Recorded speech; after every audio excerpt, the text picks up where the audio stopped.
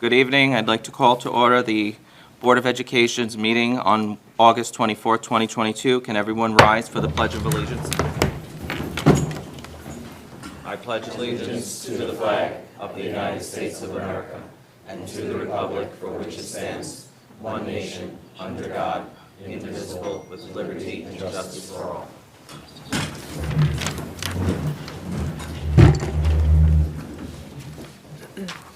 Next, I will review the mission statement. We're committed to academic achievement and success for all students in a safe environment in partnership with families in our community. Our mission is to promote confidence, inspire a passion for learning, and to prepare our students to become responsible global citizens. Approval of revised agenda. Can I have a motion to approve the revised agenda, please? Motion. Before we do that, sorry, I shouldn't have called for that. We removed the intermunicipal agreement between BOCES and the district because as of this date, we still have not yet received responses to our questions from the last meeting or additional information. And if it was put on the agenda, they would have been looking for us to make a vote on it. So it was removed without the additional information. So now can I have a motion to approve the revised agenda? Motion. Ken, second. All in favor? Aye. Aye. First reading, policy manual. Can I have a motion to approve the first reading of the policy manual update? I have a question for it. Sure. I do So too. I know that we discussed this in public forum, but was there a over the actual policy? I'm not aware of it. I believe the policy was updated and submitted because the board voted on and approved for that change to be made from the 3 to 4 minutes. Okay, but that, So I was I'm just going to sorry. say clarification, because there was a couple of items on that. right, that It wasn't wasn't just the time thing. change, it was the residency requirement. And there's also, if you look at the current policy, it makes reference to what they can speak about 3 different times. So I thought that we were taking the opportunity to review the whole policy as a whole and then make the changes with that recommendation from the board to change the minutes. Was that not the understanding? That's what I thought as well. And with that, the form. So the form, as it exists right now, is incorrect because it still says 3 minutes. Okay. So So- we would like to table it. Do I have? Well, I thought it would go through policy committee first before we put it on the agenda. That's fine.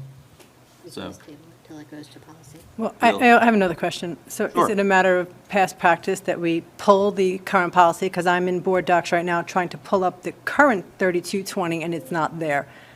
The only thing that's on the agenda is this one to approve, but how do we as a board get to see the changes if it wasn't made during a policy meeting? I don't see the policy here. Has it been pulled?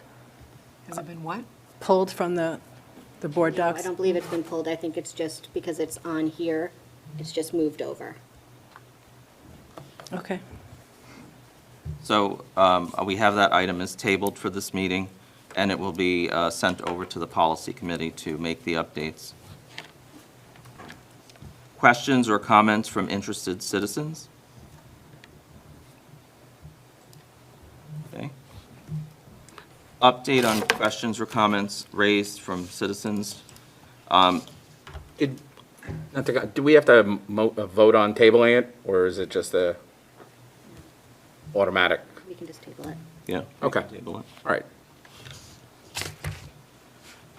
At a prior meeting, concerns were raised about the residency of trustee Beeler. Since the meeting on 8/17, Mr. Beeler shared multiple documents with the board president and district clerk showing his address in Monroe. This information was also shared with our attorney on 8/24/2022. We now consider this item closed. That's the only update that I had. Elsie, did you have anything? No, we haven't had any comments. That came from a question or comment from an interested citizen? That's what we're answering right there? From a prior meeting, yes. Okay. He's and claiming that it was from me. I was the interested citizen there. I'm sorry, if I could just interrupt you, Michael. Sure. Did we make note for the record of board members that are not either here or that are virtual? No, Can we do that? sure. Mr. Beeler is remote, and he's on camera right now. I can see him. Suzanne Donahue is on vacation, and Jamel Evans is also on vacation and not at the meeting. Thank you. I think technically the address is supposed to be announced for Mr. Beeler. It's 33 Featherbed Lane, Dennis, Massachusetts. Okay. Next up is the public hearing, 2022-2023 Code of Conduct. Do we have anyone who wants to talk on public comment portion of this policy? Do we count for that? Sure. Okay. So I spoke with Dr. Hassler earlier in regards to the code of conduct because I had questions. This had been on our agenda previously to be looked at this past July. Since there's been a lot of changes, I don't think that actually happened. So it's my understanding that there's going to be a committee put in place to actually look at the code of conduct because there's quite a few things that are outdated. So I'm happy to hear that at least, I mean, I don't know if you want to add anything to that, but I do Sure. know that it's outdated. Sure. So the Code of Conduct is required to annually be approved by the Board of Education. Last year, the Code of Conduct was reviewed as part of the strategic plan process by one of our task forces. And the discussion last year was to once again conduct a review or continue that work that was done with the strategic plan. This year, due to the shifts in administration, particularly at the middle school and the high school, we ended up tabling that because ultimately it's the building administration that do the enforcement of the Code of Conduct, and it's really critical to have the sitting members of the administrative team participate in that review. It's actually required as part of the policy to have a full committee that consists of students, parents, administrators, teachers, safety personnel that comprise that committee. I've already met with Mrs. Soto and Mr. Berger specifically. The other building principals were here previously, and to tell them that we are going to be conducting that review once again and picking up that work for the 22-23 school year. But even though that work didn't fully take place last year, it's still required that the board approves it. So a few board members had asked, saying, what about the changes? There still has to be a cover letter that goes into the Code of Conduct after it's approved to outline the changes. The only changes this year are updates to the DASA coordinators in the individual buildings. But it's still, even though there haven't been any significant changes, it's still required to be approved by the Board of Education. So even though we approve it prior to the school year, there's nothing that prohibits us from approving it throughout the school year as need be based on the That's needs correct. and the recommendations from the When committees. for those that have been on the board for a while, you may recall, we were on a cycle early on years ago where it was approved in the middle of the school year, which is never ideal because you want to make sure that the document that you're using to enforce proper code of conduct in the school district is consistent throughout the entire school year. So that way you're disciplining students in a fair way at the beginning and at the end of the school year and not changing a particular practice midstream. Certain circumstances might arise that would warrant that, but we tend to try to avoid that, so that way the approval process happens over the summer, so then that way, in the beginning of the school year, when we communicate, I received some questions from board members about how the Code of Conduct is communicated to family members. Included in the student handbooks are plain language versions of the Code of Conduct, along with the full document that's posted on the district website. You want to make sure that when you're communicating that if there's a modification that's made in the middle of the school year, people might be operating under the original version of the Code of Conduct. So we tried to stay away from that. So ultimately, we got onto a cycle where it was approved over the summer. We'll have that committee process throughout the year, and then at the end of the year, we'll be recommending updates to the Board of Education for implementation for the subsequent school year. So you don't anticipate it changing then for this coming school year? You're going to conduct all of those meetings from now until June? Right. And then the changes will be put on for next summer? Right, unless there's something that is significant that warrants it. I've been speaking with Dr. Vias that one of the changes, part of the Code of Conduct is the acceptable use agreement, and there may be some technology updates that may warrant some modifications mid-year, so then we would have to go back to the Code of Conduct. But ideally, we try to avoid any major sweeping changes in the Code of Conduct just from a uniform implementation over the course of the school year, and just making sure that a student that does one thing at the beginning of the school year, if there's a change in the Code of Conduct, again, unless it represents an emergency or a safety issue or something like that would warrant a change, you want to make sure that everybody is held to the same standard throughout the entire school year. I just have a comment, Dr. Hassler. Yeah, sure. So maybe on dissemination of code of conduct, where it states that the board will work to ensure the community is aware of this code of conduct by, and then several times it says providing written copies, so Yep. are we going to take that out? Yeah, before we approve it? And that was one of the questions that I received, and one of the reasons why we sort of moved away from that written piece, and we sort of shifted to communication on the district website, is we now have many different families that require translation of documents to a variety of different languages. So by directing people to the district website, if you're familiar with the district website, there's a drop-down menu on the side of that where a version is posted on the website where they can change the language and it's translated into dozens. 42 different languages.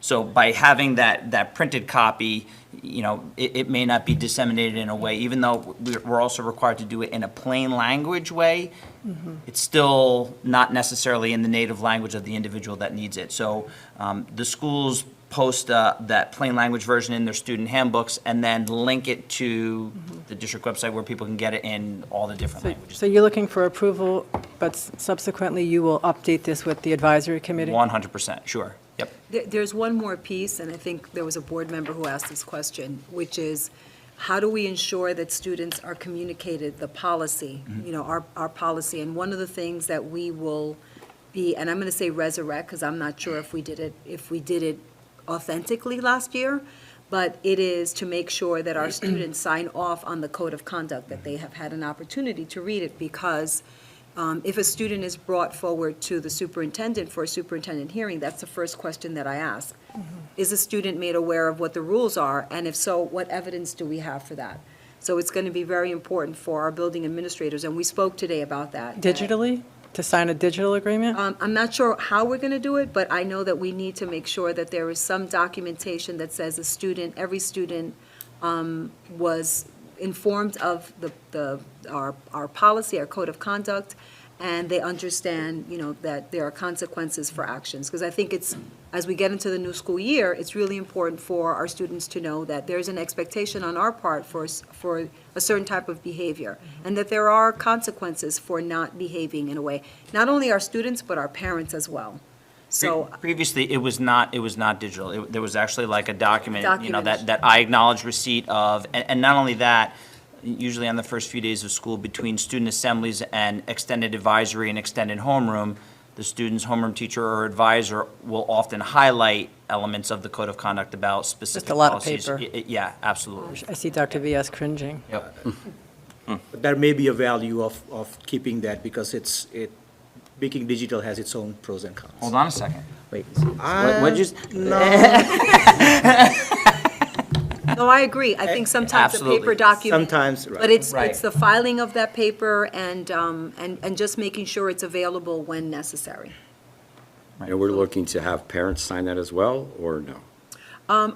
Do we have, I'm not sure about the parents I think signing we off. used to. Yeah, I know at the, Pre-COVID, and have to I'm sign like that? dating myself a little bit, but like, as a building principal, that was something, and you'll notice, I think, when I shared some of the sample handbooks that exist out there, at the elementary level, they usually call them like a school at the secondary level, they're more like student handbooks, but at the elementary level, they're called school handbooks or parent handbooks because it's not exclusively about students, it's also about parents and families. And there's it goes beyond, the handbooks go beyond just the code of conduct also. It includes like arrival and dismissal procedures and a variety of other things. But the plain language version of the code of conduct is what goes in there. And previously, it was, at the elementary level, it was a parent acknowledgement. At the secondary level, it was a student signature.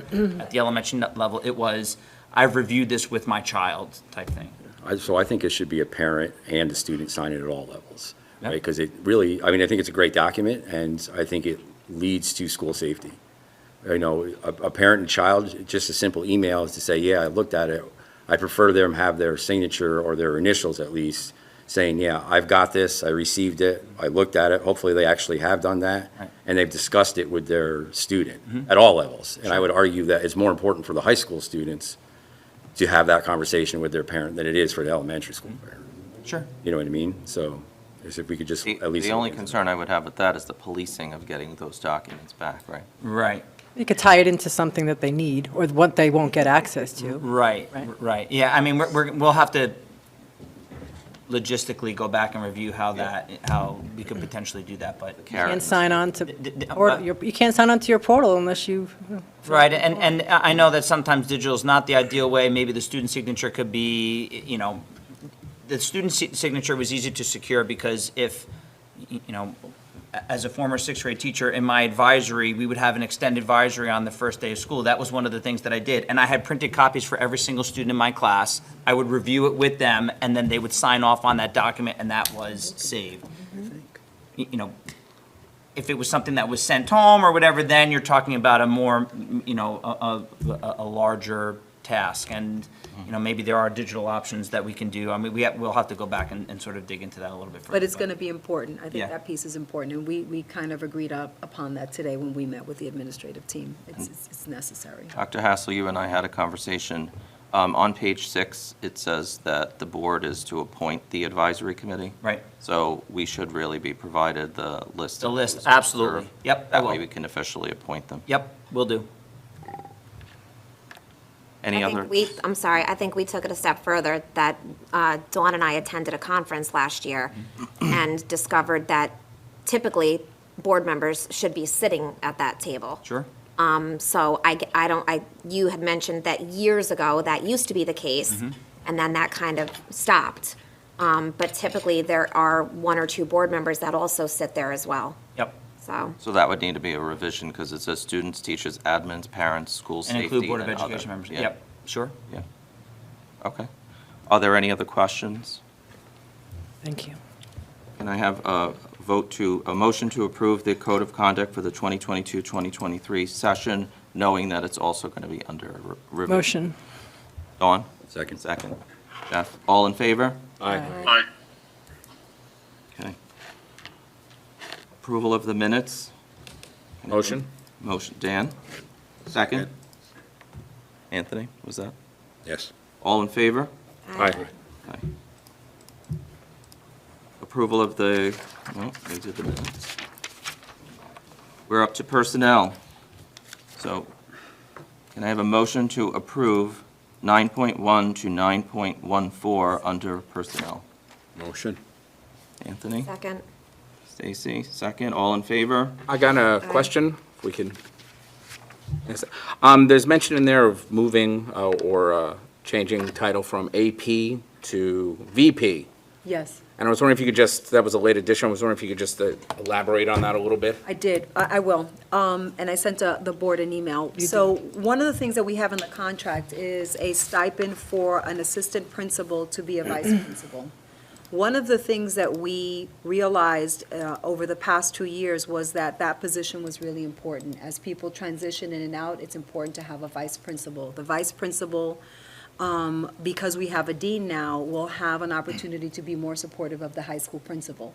The other thing that we noted is that when a high school principal is not in the building, which can be for multiple reasons, they take a day off or they're at a conference, it's important to have a second person in command. And so that person would be a second in command. What are the other duties that are associated with it? Generally, they're master schedule, so that's something that we need to talk about, but overseeing the master schedule, they would not be necessarily doing a lot of the discipline work. They would be doing a lot of the day-to-day operations of the building. And this is just a additional workload to their current position? Yes. Thank you. I have a question. Actually, I have 2. Typically, the president defers to the cabinet member for the section. Are we changing that, and they're not going to be presenting the motion to us? Like typically, it would go to the director of HR to say, and then perhaps do Well, a if you few remember, words. we talked at I a do prior- remember that, actually, and that leads me into my second question, so thank you. But the consent agenda was on this agenda earlier. I don't see it any longer. Did we pull that off as well? That got removed because that was added this morning. Right, but it wasn't mentioned when we did a revision to the agenda back in the beginning of the meeting. We mentioned the DASNA was pulled off, the DASNA, but we didn't mention that this was pulled off. Yeah, I became aware of that at the last minute because I was traveling today. So that item was provided by the attorney yesterday with no review done. So Right. there was not enough time to put that out. That's fine. So I'm just saying, so we can't change the procedure that typically happens. I know you just said there was a conversation, but we can't really refer to that conversation yet because we haven't changed ours over to the consent agenda? Right? We're using the agenda that we've been following, yes. So I don't know, did you get ayes from everybody, Tara? No. No. So we have a first from Anthony, a second from Stacy, and all in favor? Aye. Against? Opposed? So Business there was and no financial. opportunity for the cabinet to speak about sections of their agenda tonight? I thought that we didn't adopt that yet. Right, so typically, Mr. Kravitz would say, I present to the board a motion for approval. I'd like to make mention of the following appointees for tonight and give a little bit of some background. The item that you're referring to is a consent agenda. That has nothing to do with the conversation that we had 2 meetings ago. What we had agreed that I understood is that if they wanted to say something at the end of the meeting, which is where we landed the last time, they would speak at that point about sections. The consent agenda is a different structure of the meeting. That had nothing to do with someone speaking at the meeting. It had a lot of overlay to it, though, as to where They were we 2 talk separate about. conversations. So, because I didn't have a question for Mr. Kravitz and personnel, but I do for business and financial, so am I supposed to? Mr. Kravitz? That's good, because Mr. Kravitz isn't personnel anymore. Oh, that's so, right. You know, you See? can ask me lots of So it's- questions, it's but Ms. Ms. Hawk, yeah, but so I have a question on 10.4. So do we pull that out of the agenda? I think I'm equally confused by how this whole process is working, because I have a specific Again, question to for reiterate, Patrick. for tonight, there was no change made, so we're going to follow. The only thing we did change was the comments, because that was agreed to 2 meetings ago. That was for the end of meeting comments. It didn't have anything to do with the actual agenda items that the specific cabinet members speak about to the board. It was about the, end of the night updates. Typically, it gets turned over to Patrick for business and financial. He talks about some of the things that are on the agenda. HR will do the same. So that didn't happen tonight. So I was just questioning, have we started the new way going forward? So no. So can we hear from Ms. Hawk about the hires? Did you have anything to share about the hires? Now we're at the end. We will check the minutes, but if the board would like it now, then I would like to hear from each of the board members, please, starting with Dawn. I know don't know your what answer is you, yes. I'm sorry, I'm confused. Hear from me about what? I'm asking about what they're presenting to the board right now. Typically, they present to us. They ask for the motion, and then they give a little bit of a background as to what they're presenting as far as personnel that we're adding. And the conversation that we had at a prior meeting was that if they wanted to pull something out, like Patrick had said, if he had donations, he could mention them at the end of the meeting. So that's where I understood that we had landed, and that was what we were going to do tonight. That is different than the consent agenda. They're 2 different items. No, I understand what the consent Okay. agenda is. I'm saying, though, that it definitely, they both have to do with how we're going to present the information to the community. Right? So it sounds like you want to go back to the way it was. That's not what I understood that we voted on the last time. So can I just say something? Here's what I think happened. Normally, Lori would say, I'm asking for approval, items 1, you said it. So I think that just stopped her from saying what she would normally say. So normally she would say, I'm going to ask for approval for this, and, I just want to make mention, I have a couple of people in the audience. That's what I think that's what she's referring to. That's And what then I'm- the end of the day, the end of the meeting is different. I think that's what you're saying. Thank you. I thought I said that, but It just, what happened, we got into and then the question became a consent agenda, which really has nothing to do with. well, I said it was a second question that Right, kind of, right. reminded me of what we were talking about. So I think that's, so Lori normally would say approval, but I think we approved it already, didn't we? We did. So I think Lori would, Go ahead, Lori. I actually would like to recognize a few people in the audience tonight, some of our new hires. Mr. Christopher Bureau, if you can stand up.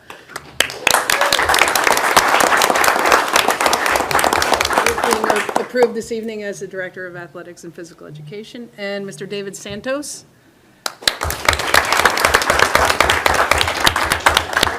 Physical education teacher at Central Valley. I believe that's all, those are the only people we have in the audience this evening. we do, yeah, that's it. Thank you. Okay.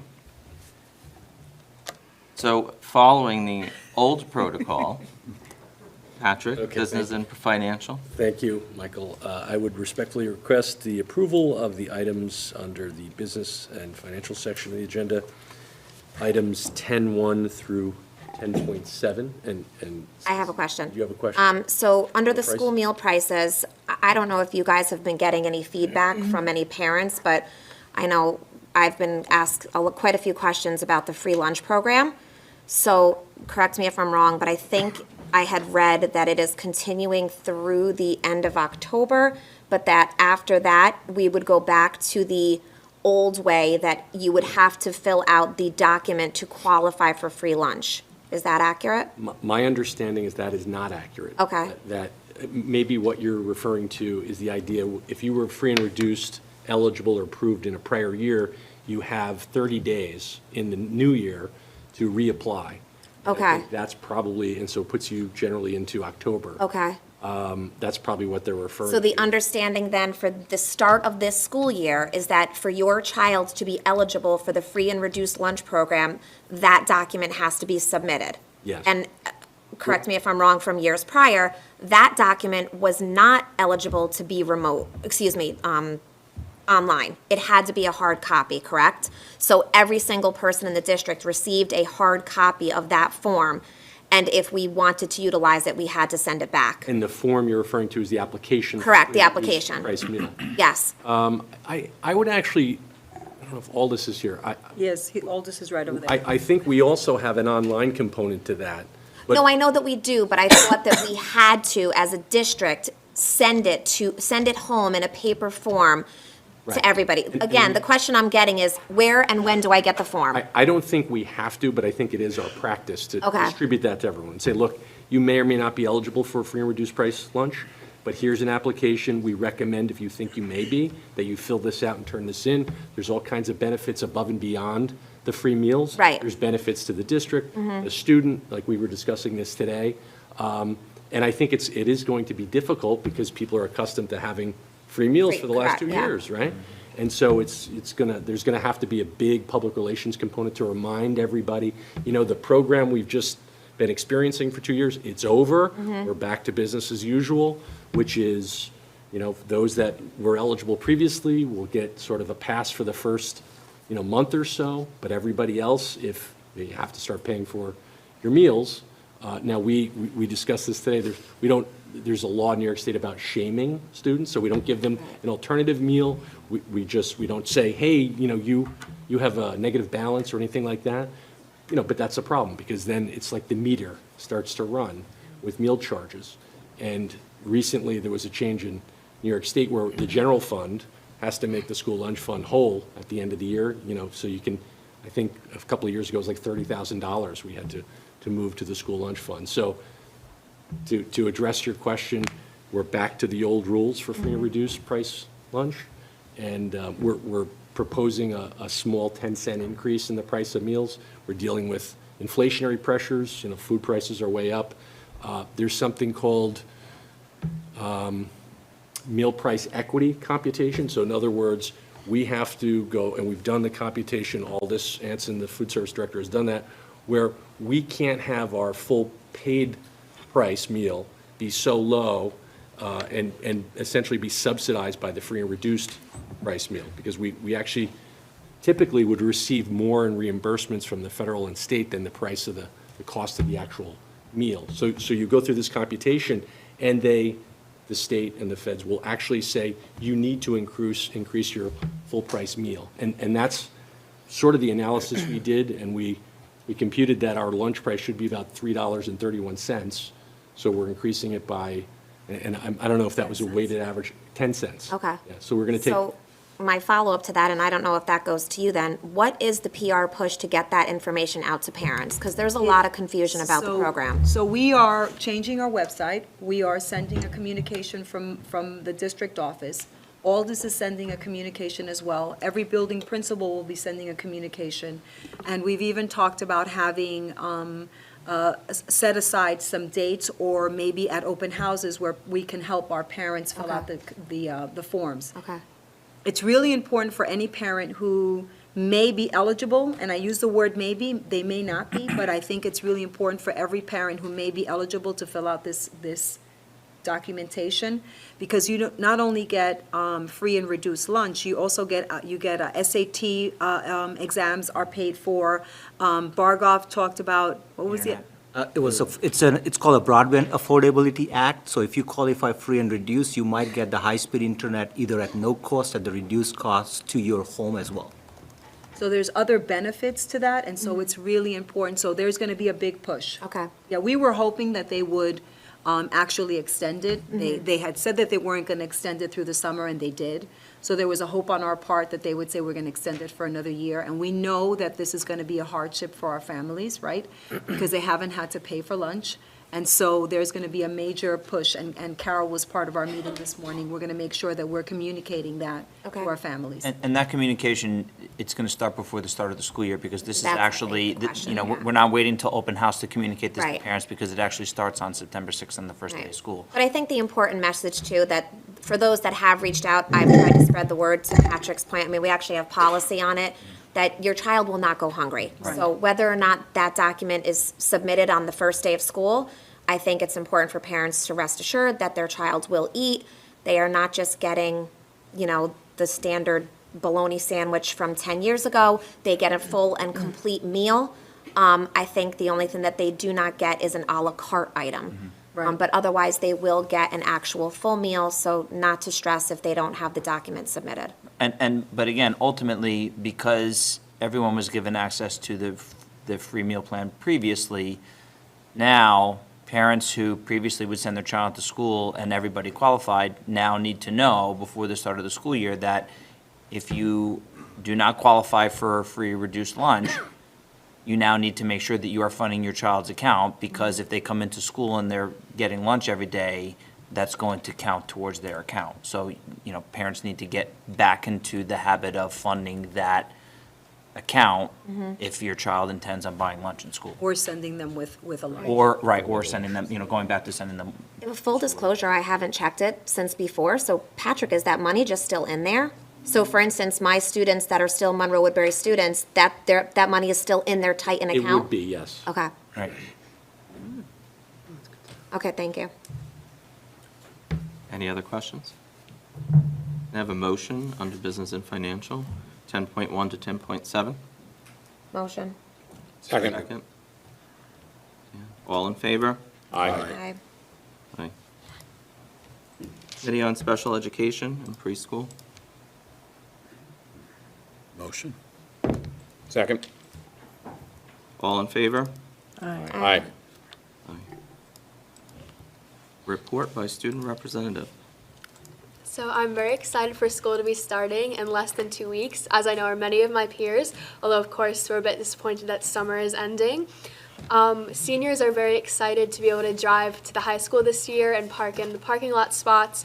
And I mentioned the last meeting that I spoke at that representing elementary and middle school voices was very important to me. So I've been in contact with all of the elementary and middle school principals to figure out when I can meet with them so that over the school year I can talk to elementary and middle school students directly and then report their thoughts and opinions to the board. So tomorrow I'm going to Pine Tree and Sapphire Elementary School, and on Friday I'm going to Central Valley and Smith Clove Elementary School, and then hopefully the rest of the elementary school principals figure out that schedule. So I'm going to figure out the schedule of when I can talk to all of those students throughout the school year, and I'm very excited for students to come back in the building so that I can get their opinions and represent those voices to the school board. Very nice, thank you. Reports by board and central office. We'll start with Dawn. Can we do the committees first? Sorry, the reports by Board of Education committees, because Yes. I have a few questions Skip for that. So just to go back, and I know that I had sent an email regarding some of this to the board, but I just have some questions as to some of the continuity on projects that we had outstanding. So I'm just going to kind of put them all out there, and I guess you guys can add them to your list. But we haven't had a goals meeting, so I'm under the assumption that we don't have the goals for the start of the school year for the superintendent and the cabinet. So there hasn't been a meeting for that. Visitation, we still had on the list an update for the pool. I noticed on the calendar, I think the pool is scheduled to be open, but we have no update as to whether or not that was actually fixed. I'm assuming it is if it's on the calendar to be opened. The middle school courtyard, we had followed back up and said that we would get some information come August before the start of the school year. The athletic signage that we still haven't been able to finish up, so I know that that's still on the list. And in general, the dates for all of the meetings. So typically at this point, those meetings are open to the public, so they are posted on the district website. So do we have that in the works of? The committee chairs would set those dates. Correct. Well, I'm asking that to the committee chairs. Oh, visitation, since it was approved, a week ago, we're putting together a calendar. We're going to be checking with principals to make sure dates work for them. And once it's all together, it will be published, open to the public, and it'll start moving in motion. And you can add those couple of things for closure for the next meeting? Sure. And the Goals Task Force email was sent out with different dates for meetings to be held. I'm just waiting to hear back from the committee members. I didn't receive that email. You should have. And the policy committee meetings? Policy Committee, the chair will be setting. Well, he's online. Should we ask him? Just Don, do you have any updates on that? I don't think we can hear you. You're muted, John. Yeah, I was muted. I tried to set up the policy meeting as an interim before, but we hadn't officially voted on the meetings. So I intended to, we just voted on it last week. I know several people have been on vacation, so I know we're holding off till next week to pick a date and time for the policy as well. Since, as Dan pointed, Dan pointed out, it was approved a week ago. We'll put all of the existing stuff on the schedule, and everyone on the policy will get a notification of the date. when you say date, you mean dates? Usually we book the entire year. We're just going to go monthly? Don, did you hear the question? No, Oh, it's okay.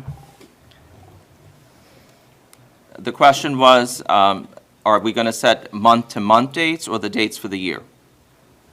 I'll chat with the committee and find out what works best for everyone else. I'm pretty open-minded about it, so whatever works, we'll do.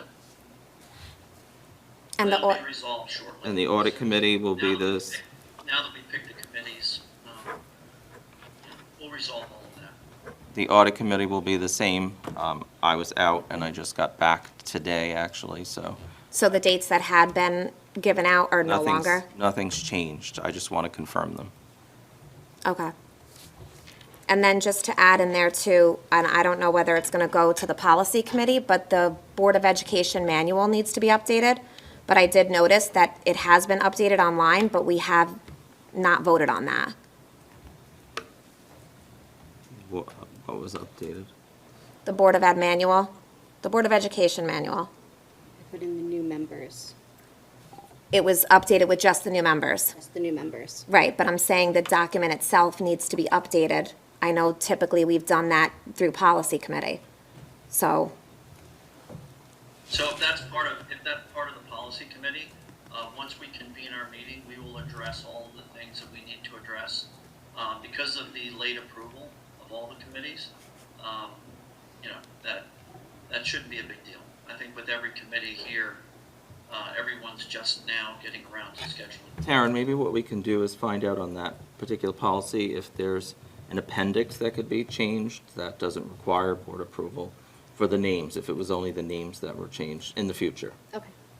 That would be something we would have to look at, but we can look at that. I think, Stacy, Patrick wanted to give you some follow-up. You mentioned the pool, the courtyard. I think there's some follow-up, and maybe. We could address some of these things if everyone's in favor of that. So the pool at the middle school is in pretty good shape. We replastered the inside, and I had shared some emails with the board about that. We were able to do that over the summer. We used some American Rescue Plan Act funding for that repair. We also are replacing the UV light sanitizing device. It's not ready yet, but that will be shortly. So that's a secondary element that we have in the pool in addition to chlorinating the water and the chemicals. It's something that's been out of commission, so we included that as part of that repair. We also opted to repaint the natatorium, the inside of the actual pool structure, and install new signage. So, as far as I know, we had, it was, sort of a tight timeframe, and we had water brought in. We had something like 10 or 12 tankers of water brought in to expedite, filling the pool. And it's actually the right way to do that. Once the plastering occurs, it needs water, pressure the water against it almost immediately. So we were able to do all that, and as far as I know, everything's in good shape. The pool's being used, the chemicals, everything is in balance. So I would say we're back in business in terms of the pool, and we've enhanced both the plaster, the structure, and the cosmetics of the natatorium by repainting and installing new signage. We're also considering replacing the bleachers with like an aluminum bleacher. Long lead time on that, something we're evaluating right now. So, what else did you say? Courtyard at the middle school. Courtyard, we've cleaned up the courtyard. Andre Rudiak and the grounds team has gone in there and essentially cleaned it up, cut the bushes back, removed planters that were overgrown. There was a lot of sort of clutter there, so we've removed all that. We had a meeting yesterday with CPL, our architects, and our construction managers, the Plumbo Group, about the capital project. So, we've sort of grinding through, refining the scope and cost estimates. At the end of that meeting, we said, hey, can you hang back, Dave Samuel? We want to talk about what we can do with the courtyard. So they have landscape architects that are on staff. We're going to talk to them a little bit about it. What we'd like to do is potentially something that is like the grand scheme would be synthetic turf. It might cost a lot of money to fix that, make that a maintenance-free area that's very aesthetically pleasing to look at. But in the interim, that's a lot of money. That might be $1 million or more to do that. So that's not something we can do immediately. So in the interim, we were thinking about things that we could do that I'll say wouldn't be throwing good money after bad. In other words, there's these stone walls that are there. Those would eventually need to come down. So that's maybe something we can have a contractor do to improve the appearance of it and the functionality of it. And we would ultimately need to do that anyways when we get to the long-term plan for the courtyard. So again, it's in the works. We've sort of given the ball to the architects to come up with some ideas that are not going to break the bank and things that we can get done fairly quickly. In terms of the signage you mentioned for the field, we didn't forget about it. I assure you, Andre and I regularly are in communication with Land, the architects. There's an issue with the QR code. So we had said we wanted to have, these wayfaring signs. That's what they're called. Sort of, you go to the sign and it tells you, you are here and this is how you get to field number 12 or whatever. And I don't know exactly the technical details, but there's an issue with that QR code and Google, I think. Patrick, I can add that. Okay, Barney, So you address we've been working with Google. Google is not recognizing certain fields. The way the QR code was, it's in Google's term, we had to create a PIN. We've been pushing them since, I would say, almost 10+ months. There were 6 fields that were not existent in Google World. When they took the whole aerial view, we just couldn't create the PIN. They have approved so far, I think, 3. There are three more fields that they have not approved it. So, and Andre has been constant communicating with us, and we keep pushing Google, but they have no desire to say, oh, Bundra Woodbury, here you go, and here is your PIN. So that's kind of holding it up. We would probably make a decision if Google doesn't come back within a couple of weeks or a month. We might just have to go with the locations we have instead of holding the entire project. But that was a hold up technically on the technology side. Yeah. So we could do the signs, they're ready, without that field through Land. We could do it if we decide. Without the fields or without the QR code? Without the QR code. That's what I mean by field, like Okay. without the QR code. We could do that without it. Right now, it's ready. But that's been the holdup. And we've been pursuing it, It's something to consider, because, couldn't we just add the QR code to the website or the app at a future date, and then they would have access to that there? So our thought was, let's go ahead with what fields we have, and then the default, the fields, the pin that we don't have, we would put it like either a building pin, so at least the people are able to get into the middle school or high school side by looking at the QR code, and then there will be a signage to just say, go to field 6 on this way or field 13 this way. So there are some workarounds. We just wanted to make sure if it's easily available, let's not hold up the whole project, but it seems like we might have to go with what we have as a QR code, and then we can always go back and add it down the road, but that we can get going in a very near future. I think the pin is to be able to use it for GPS For, purposes, right? yeah, so, Correct. So the way, like, Right. it's a pinpoint to be able to use your phone to be able to get you to a specific location. Right. pin is the but- coordinates basically on a But phone. once because we did talk about that a little bit, but in all reality, if you have signage at the lower lot of the high school and the QR code is on there, you're already physically here. You're there. So I'm not to say that that wouldn't benefit you if you have to now drive to Right. Central Valley Tennis Courts, but for that purpose, you could get it off of the website. So I think holding it up, this has been almost a 2-year project at this point. So, okay, thank you. You're welcome. Okay. Let's move to reports by board and central office. Dawn, would you like to start?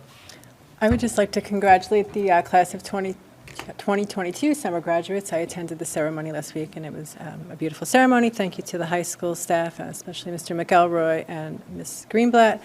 And I'd like to say congratulations to Mr. Vero, and welcome to Mr. Santos. Thank you. Of course, welcome to our new team members, and have a safe night going home. Thank you. I just want to welcome all the new hires, although Mr. Vero is a old hire. Not that you're old, but I welcome you in the new position. I think it'll be great. And I want to wish everybody a great first day of school. It's around the corner. Have a good night. Anthony? Have a good evening. We are excited to be ready for next Thursday. Technology is all set. We have this year, the first year as a student, some of the students who are seniors who are helping us. They are learning how to manage technology. They are setting up the classrooms for our teachers. So exciting and ready for the first day of school. I, of course, would like to mention opening of fall sports. On Monday, the 22nd, our varsity and JV teams began their fall season, and I want to wish all the coaches and athletes a great season. We had record numbers of students registering for our teams, and welcome to Mr. Vero. I know our program is in great hands. And again, just a quick shout out to everybody who was appointed tonight. Congratulations. But a shout out specifically to the many, many dozens and dozens and dozens of staff that worked to support our various programs this summer. I mean, summer school graduation was outstanding, but we also had Summer Crusaders. We also had Summer Bridges. We had well over 1,000 students participating in our various programs, K-12 across the school district. You know, we had our meeting today with the administrators, and you know, when you have a summer program in your building and the custodians are trying to clean and they're shifting buildings around to clean certain areas and then other areas, it's not even just about the instructional staff that's there. It is the entire building that supports those various programs. So thank you so much to everybody that supported the many students that came out and worked in various capacities over the summer. Great work, everybody. Thank you. We had our new teacher orientation on Monday and Tuesday of this week, and you may have seen a picture on our social media where there were a lot of people in front of that bus. They were all not all of them are very brand new teachers. Some of them were hired last year. Many of them were hired last year, either as leave replacements or full-time probationary staff who missed new teacher orientation. So they came in for 2-day training where we covered everything from safety to the using the staff resources on our website. APPR, which is the evaluation program that we use to evaluate our staff. And then every new teacher and teaching assistant had time in their own buildings with their building principals to, you know, get to know the building and them and hear what the expectations are from the building principals. So thank you to all those who showed up, and we are looking forward to a wonderful year. Thanks. Okay, I wanted to acknowledge and thank Orange and Rockland Utility Company for 3 STEM classroom grants that were part of our business and financial consent agenda. They were donations to Smith Clove Elementary School. And I'd also like to congratulate our Director of Transportation, Ms. Dawn Russell. Dawn recently received the prestigious New York State School Bus Driver Instructor of the Year Award.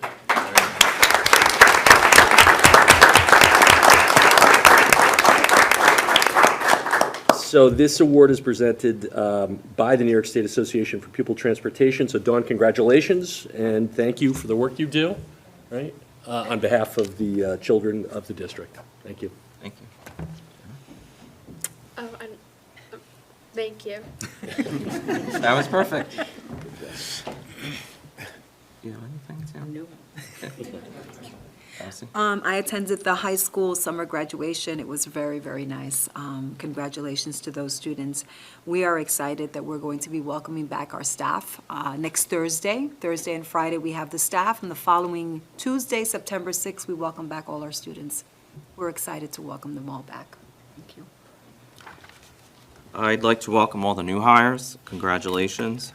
I also attended the summer school graduation. It was well done.